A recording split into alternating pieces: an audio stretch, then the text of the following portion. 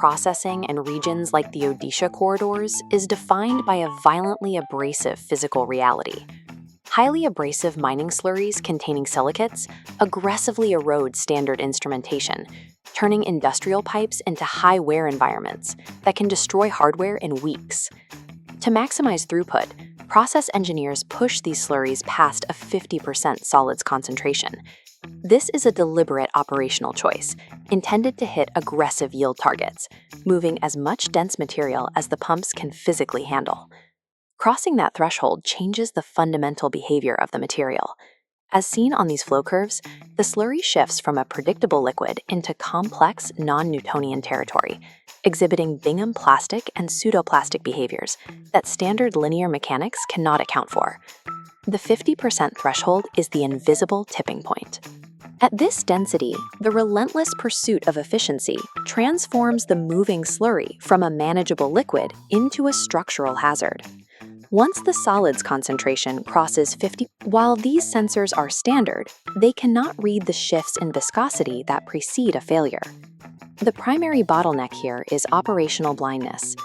Relying on mechanical pressure ensures that by the time an operator sees a problem on the dashboard, the physical failure has already occurred. This timeline illustrates the data latency bottleneck. Viscosity spikes first. Mechanical pressure is a lagging indicator, leaving a gap in time before the dashboard changes. By the time pressure drops, solids have settled. It isn't a warning, it confirms the pipeline is blocked. Mechanical pump vendors are the primary beneficiaries of this blind spot.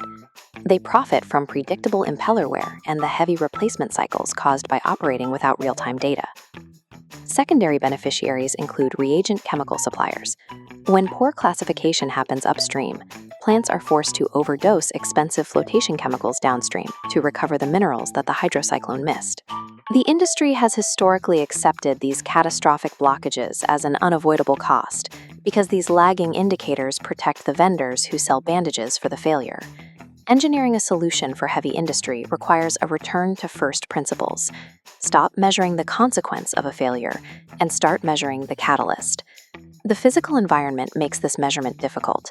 Hazardous nuclear gamma densitometers are being phased out, and invasive physical probes erode in days when exposed to abrasive silicates. This hardware strategy uses a flush-mounted inline acoustic resonance sensor. Sitting flush against the wall, the sensor is protected from the abrasive flow while maintaining a constant digital connection to the slurry. Acoustic resonance allows the system to read the viscosity of the dense slurry in real time. Because the sensor does not protrude into the flow, it can track the catalyst of the blockage without being destroyed by it. Changing a form factor to survive the environment shifts the control point. The plant moves away from lagging mechanical force and toward real-time digital intelligence. This creates an asymmetric edge for the operator. The acoustic sensor detects the viscosity spike instantly, providing seconds of lead time while mechanical pressure remains flat. This enables closed-loop automation. The spike triggers an immediate command to adjust pump speeds, normalizing flow before solids settle. The result is that the spigot never blocks. The operator gains absolute control over the mineral classification sharpness curve, preventing the conditions that lead to a shutdown.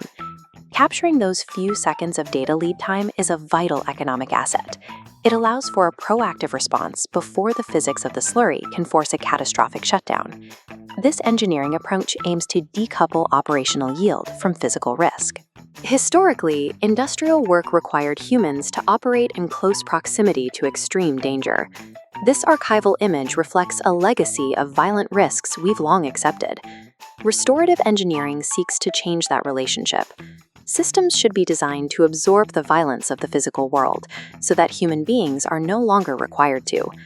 By utilizing real-time data to automate the pumps and prevent blockages, we remove the need for manual, hazardous pipe cleanouts. The technology takes the operator entirely out of the line of fire. Engineering systems that absorb these physical risks provides the distance necessary to keep people safe. The person monitoring the line is now protected by the same intelligence that keeps the plant running.